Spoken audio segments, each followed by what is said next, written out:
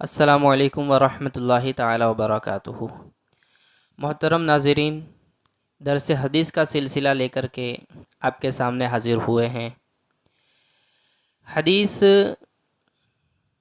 وہ ہے کہ جس کے ذریعے نبی پاک صلی اللہ تعالی علیہ وسلم کے فرامین کا علم ہوتا ہے، نبی پاک صلی اللہ تعالی علیہ وسلم کے افعال اور احوال کا علم ہوتا ہے، نبی پاک صلی اللہ تعالی علیہ وسلم کی زندگی کے واقعات کا علم ہوتا ہے۔ حدیث کو محفوظ کرنے، اس کو پھیلانے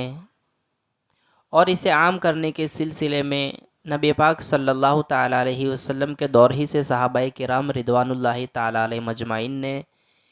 اس میں بڑھ چڑھ کر حصہ لیا ہے۔ صحابہ کرام رضوان اللہ تعالی علیہ مجمعین آپ کے ارشادات کو، آپ کے کاموں کو، آپ کے فرامین کو مختلف چیزوں پر لکھ لیا کرتے تھے، یاد بھی کر لیا کرتے تھے اور لوگوں تک پہنچانے کی کوشش بھی کرتے تھے۔ اور اس میں یہاں تک بھی روایتوں میں آتا ہے کہ صحابہ کرام رضوان اللہ تعالی علیہ مجمعین میں سے کئی لوگوں نے، کئی صحابہ نے ایک ایک روایت کو حاصل کرنے کے لیے، ایک ایک فرمان رسول کی حفاظت کے لیے، اس کا علم حاصل کرنے کے لیے سینکڑوں کلومیٹر کا سفر کیا۔ کوئی ملک شام اسپیشل گیا، کوئی مصر خالصتاً ایک فرمان رسول کی توثیق اور تائید کے لیے جاتا ہے۔ صحابہ کرام رضوان اللہ تعالی علیہ مجمعین کے بعد تابعین، تبع تابعین، محدثین، علماء، فقہا نے اس سلسلے کو آگے بڑھایا، نبی پاک صلی اللہ تعالی علیہ وسلم کے فرامین کو یکجا بھی کیا گیا، ایک جگہ جمع بھی کیا گیا اور کتابوں کی شکل میں پھر امت تک پہنچایا گیا۔ انہی کتابوں میں ایک کتاب مشکات المصابیح ہے، جس کا درس لے کر کے آپ کے سامنے حاضر ہوئے ہیں، اور اس کے منتخب ابواب میں سے منتخب احادیث انشاءاللہ تبارک و تعالی آپ کے سامنے پیش کی جائے گی۔ اس کتاب کی سب سے پہلی روایت پیش خدمت ہے، حضرت عمر رضی اللہ تعالیٰ عنہ سے مروی ہے، عن ابن الخطاب، عن عمر ابن الخطاب رضی اللہ تعالیٰ عنہ قال قال رسول اللہ صلی اللہ تعالیٰ علیہ وسلم انما الاعمال بالنیات وانما لامرئ ما نوى فمن كانت هجرته الى الله ورسوله فهجرته الى الله ورسوله ومن كانت هجرته الى دنیا يصيبها او امرأة يتزوجها فهجرته الى ما هاجر الیہ۔ یہ پورا فرمان رسالت ہے، فرمان نبی صلی اللہ تعالی علیہ وسلم ہے۔ آج اس کے معنی اور مفہوم کو سمجھیں گے کہ اس میں نبی پاک صلی اللہ تعالی علیہ وسلم نے کیا فرمایا ہے۔ سب سے پہلے آپ نے فرمایا انما الاعمال بالنیات، اس کا معنی ہے کہ نیتوں کے اوپر اعمال کا دار و مدار ہے، یعنی جیسے نیت رہے گی ویسے عمل کا بدلہ اور صلہ رہے گا۔ نیت کس کو کہتے ہیں؟ نیت دل کے ارادے کو کہتے ہیں۔ دل میں جو بندے کا اخلاص ہوتا ہے، اس اخلاص اور خلوص کو نیت کہا جاتا ہے۔ یعنی اللہ اور رسول کو راضی کرنے کے لیے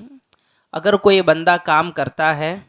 تو اس کو خلوص کہا جاتا ہے، اس کو اچھی نیت کہا جاتا ہے۔ تو بندے کی نیت جیسی ہوگی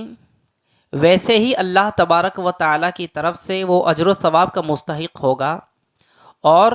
نیت ہی کے مطابق اس کے عمل کا صلہ اور بدلہ اور جزا اس کو دی جائے گی۔ محترم سامعین، نیت کی اہمیت اسلام میں بہت زیادہ ہے، اس لیے کہ رب تبارک و تعالیٰ کے یہاں نیتوں کے اوپر صلہ بدلہ دیا جاتا ہے اور فیصلہ نیتوں ہی پر ہوتا ہے۔ اور نیت کے حوالے سے تو یہاں تک کہا گیا ہے، ایک روایت میں آتا ہے نیت المؤمن خیر من عملہ،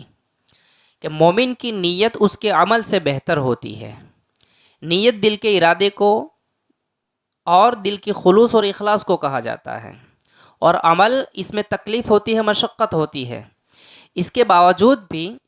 نیت کو بہتر کہا گیا ہے مومن کے عمل سے۔ اس کی وجہ کیا ہے کہ نیت کو بہتر کہا گیا ہے؟ حضرت ملا علی قاری علیہ رحمہ و رضوان لکھتے ہیں کہ ان اللہ عز وجل لا یعطی العبد علی نیتہ ما لا یعطیہ علی عملہ، اللہ تبارک و تعالی بندے کو اس کی نیت پر وہ اجر و ثواب اور صلہ اور بدلہ عطا فرماتا ہے جو اس کے عمل پر نہیں عطا فرماتا۔ اس کی وجہ کیا ہے؟ آگے وضاحت کرتے ہوئے لکھتے ہیں وَذَلِكَ أَنَّ النِّيَّةَ لَا رِيَاءَ فِيهَا، اس کی وجہ یہ ہے کہ نیت کے اندر ریا کی، دکھاوے کی، دکھلاوے کی کوئی گنجائش نہیں ہوتی ہے۔ نیت دل کے ارادے کو کہتے ہیں، اور دل پر سب کی نظر نہیں ہوتی ہے، کسی کے نہیں ہوتی ہے، اللہ تبارک و تعالی دل کے ارادے کو جانتا ہے۔ اب جب دل کی حالت اور کیفیت کسی کے علم میں نہیں ہوتی ہے تو اس میں وہ اچھی نیت بندہ اگر کرتا بھی ہے تو کسی کو دکھا بھی نہیں سکتا ہے، اس وجہ سے اس میں ریا کی گنجائش نہیں ہوتی ہے، دکھاوے اور دکھلائے کی گنجائش نہیں ہوتی ہے۔ آگے آپ لکھتے ہیں کہ وَالْعَمَلَ يُخَالِطُهُ الرِّيَاءُ، اور اس کے برعکس جو بندہ عمل کرتا ہے، کار خیر کرتا ہے، اچھا کام کرتا ہے، تو اس میں دکھاوے اور دکھلاوے کی گنجائش موجود ہے۔ ہو سکتا ہے اس کے نیت میں فطور ہو یا آ جائے شیطان کے بہکاوے کی وجہ سے، تو کسی کو دکھانے کے لیے، کسی کے سامنے یا بعض لوگوں کو اچھا دکھانے کے لیے وہ عمل کر رہا ہو، اس وجہ سے عمل کے اوپر اجر و ثواب ملتا ہے اچھی نیت پر، مگر اچھی نیت کرنے سے اور زیادہ اچھا ثواب ملتا ہے۔ ایک روایت میں آتا ہے، حضرت عبدالحق محدث دہلوی علیہ رحمہ و رضوان اشیۃ اللمعات میں فرماتے ہیں، لکھتے ہیں کہ جب بندہ عمل کرتا ہے اور نامہ اعمال فرشتے لے کر اللہ تبارک و تعالیٰ کی بارگاہ میں حاضر ہوتے ہیں، تو اللہ تبارک و تعالیٰ بعض بندوں کے حوالے سے فرشتوں سے فرماتا ہے کہ القی الصحیفۃ القی الصحیفۃ، فلاں بندے کا نامہ عمل پھینک دو، فلاں بندے کا نامہ عمل پھینک دو۔ فرشتہ عرض کرتا ہے کہ مولا تبارک و تعالیٰ، بندے نے وہ عمل کیا ہے اور اس کار خیر کو، نیک عمل کو ہم نے خود بذات خود دیکھا ہے اور دیکھ کر کے اس کے نامہ اعمال میں درج کیا ہے۔ اللہ تبارک و تعالیٰ سے فرشتہ کہتا ہے، عرض کرتا ہے، پھر مولا تبارک و تعالیٰ ہم اس کو کیوں پھینکے جو بندے نے خود کیا ہوا عمل ہے؟ اللہ تبارک و تعالیٰ فرماتا ہے کہ لم یرید وجہی، اس نے یہ عمل تو کیا ہے مگر عمل کرنے کے ساتھ ساتھ اس نے میری رضا کا، میری خوشنودی کا ارادہ نہیں کیا ہے، اس وجہ سے اس کے عمل کو پھینکنے کا حکم اللہ تبارک و تعالیٰ دیتا ہے۔ اس کے برعکس ایک روایت میں آتا ہے، شیخ عبدالحق محدث دہلوی علیہ رحمہ و رضوان ہی آگے فرماتے ہیں کہ فرشتے سے اللہ تبارک و تعالیٰ بعض بندوں کے حوالے سے فرماتا ہے کہ اکتب لفلان کذا و کذا، فلاں بندے کے لیے یہ عمل اس کے نامہ اعمال میں لکھ دو۔ فرشتے عرض کرتے ہیں کہ مولا تبارک و تعالیٰ اس نے تو یہ عمل کیا ہی نہیں ہے، جب اس نے یہ عمل کیا ہی نہیں ہے تو اس کے نامہ اعمال میں کیوں کر لکھا جائے؟ رب تبارک و تعالیٰ ارشاد فرماتا ہے، فرشتوں سے اس کی وجہ بیان کرتے ہوئے فرماتا ہے، اس وجہ سے کہ اس نے نیک ارادہ کیا تھا اور خیر کا ارادہ کیا تھا، گویا کہ اس کی نیت اچھی تھی، اچھی نیت کی وجہ سے اگرچہ وہ کام بندہ نہیں کر سکا ہے، رب تبارک و تعالیٰ اس کو لکھنے کا اس کے نامہ اعمال میں حکم عطا فرماتا ہے۔ نبی پاک صلی اللہ تعالیٰ علیہ وسلم نے اس فرمان میں یہ بتایا کہ انما الاعمال بالنیات۔ آگے نبی پاک صلی اللہ تعالیٰ علیہ وسلم فرماتے ہیں وَإِنَّمَا لِامْرِئٍ مَا نَوَىٰ۔ آگے والے جملے کو تائید اور توثیق دینے کے لیے نبی پاک صلی اللہ تعالیٰ علیہ وسلم نے فرمایا کہ ہر شخص کے لیے وہ ہے جس کی نیت کرتا ہے، جیسی اس کی نیت رہے گی ویسے اس کے عمل کا اور کام کا صلہ اور بدلہ اس کو دیا جائے گا۔ مثال کے ساتھ نبی پاک صلی اللہ تعالیٰ علیہ وسلم نے فرمایا فمن کانت ہجرتہ الی اللہ ورسولہ فہجرتہ الی اللہ ورسولہ، جس کی ہجرت اللہ اور رسول کے لیے ہوگی تو یقیناً اس کی ہجرت اللہ اور رسول کے لیے ہی ہوگی۔ ہجرت کس کو کہتے ہیں؟ ہجرت کہتے ہیں اللہ اور رسول کے لیے اپنے وطن کو چھوڑنا۔ اسلام اور مسلمان ایمان کی وجہ سے خوف اور خطرہ محسوس کر رہے ہوں، کسی جگہ پر احکام اسلام پر کھل کر کے عمل نہ کر پا رہے ہوں، اسلام کی وجہ سے جان مال عزت آبرو محفوظ نہ ہو، تو اس جگہ کو چھوڑ کر کے ایسی دوسری جگہ اختیار کرنا کہ جہاں پر آسانی سے اسلام پر عمل کر سکے اور اسلام اور ایمان کی وجہ سے خود کو محفوظ سمجھ سکے، ایسی جگہ پر منتقل ہو جانا ہی ہجرت کہلاتا ہے۔ نبی پاک صلی اللہ تعالیٰ علیہ وسلم نے فرمایا اگر کوئی بندہ اللہ اور رسول کو راضی کرنے کے لیے ہجرت کرے گا تو یقیناً یہ اس کی ہجرت اللہ اور رسول کو راضی کرنے کے لیے ہی ہوگی۔ آگے ارشاد فرماتے ہیں وَمَنْ كَانَتْ هِجْرَتُهُ إِلَى دُنْيَا يُصِيبُهَا او امرأۃ یتزوجها، اور اس کے برعکس کوئی ایسا بندہ ہے کہ جس کی ہجرت دنیا حاصل کرنے کے لیے ہے، وطن کو تو چھوڑ رہا ہے، وطن معلوف کو چھوڑ رہا ہے، جائے پیدائش کو چھوڑ رہا ہے، گھر بار کو چھوڑ رہا ہے، مگر کیوں چھوڑ رہا ہے؟ الا دنیا یصیبها، دنیا حاصل کرنے کے لیے، او امرأۃ یتزوجها، یا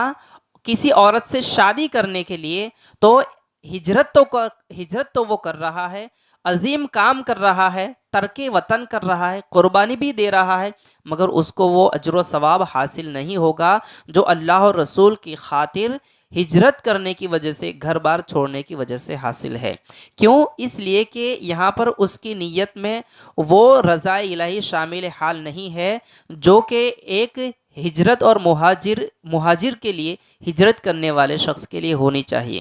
نبی پاک صلی اللہ تعالیٰ علیہ وسلم نے فرمایا فَهِجْرَتُهُ إِلَى مَا هَاجَرَ إِلَيْهِ، دنیا حاصل کرنے کے لیے ہجرت کرتا ہے یا کسی عورت سے شادی کرنے کے لیے ہجرت کرتا ہے، اس کو ہجرت تو کہا جائے گا مگر دنیا حاصل کرنے کے لیے اس نے ہجرت کی ہے۔ کسی عورت سے شادی کرنے کے لیے اس نے ہجرت کی ہے، اللہ اور رسول کے لیے اس نے ہجرت کی ہے، یہ نہیں کہا جائے گا۔ جب یہ کہا نہیں جائے گا اللہ اور رسول کے لیے اس نے ہجرت کی ہے تو اس کا اسے ثواب بھی نہیں ملے گا۔ معزز ناظرین، مکرم سامعین، آج ہم دیکھیں کہ ہم جو اعمال کرتے ہیں، کار خیر کرتے ہیں، اس میں ہماری نیتیں کس حد تک درست اور صحیح ہوتی ہیں۔ سب سے پہلے ہمیں کار خیر میں بھی ہماری نیتوں کو صحیح کر لینا چاہیے تاکہ ہمیں اپنے اعمال کا صلہ بدلہ اور ثواب اللہ تبارک و تعالیٰ کی طرف سے ملے۔ اور ساتھ ہی ساتھ صوفیاء کرام فرماتے ہیں کہ عبادت کو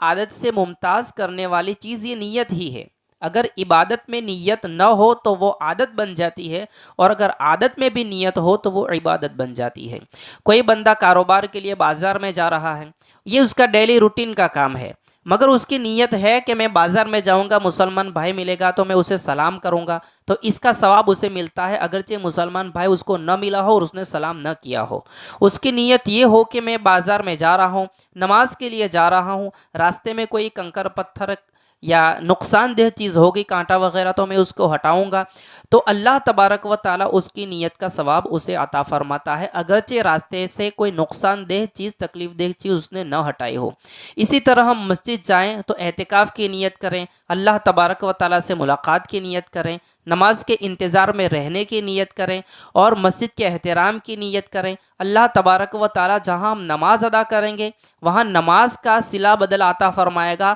وہیں ان کاموں کی جو نیت کی ہے ان کاموں کے کرنے کا صلہ اور بدلہ بھی عطا فرمائے گا۔ ہمیں چاہیے کہ ہم ہماری نیتیں ہر کام میں صحیح کریں اور اللہ اور رسول کو راضی کرنے کے لیے کریں۔ اللہ تبارک و تعالی، ہم کام تو ایک کریں گے مگر ایک کام کے ضمن میں ہم نے جتنی بھی نیتیں کی ہوگی اللہ تبارک و تعالی اس کا ثواب ہمیں عطا فرمائے گا اور ہمارے نامہ اعمال میں وہ ثواب لکھ دیا جائے گا۔ السلام علیکم ورحمۃ اللہ تعالی وبرکاتہ۔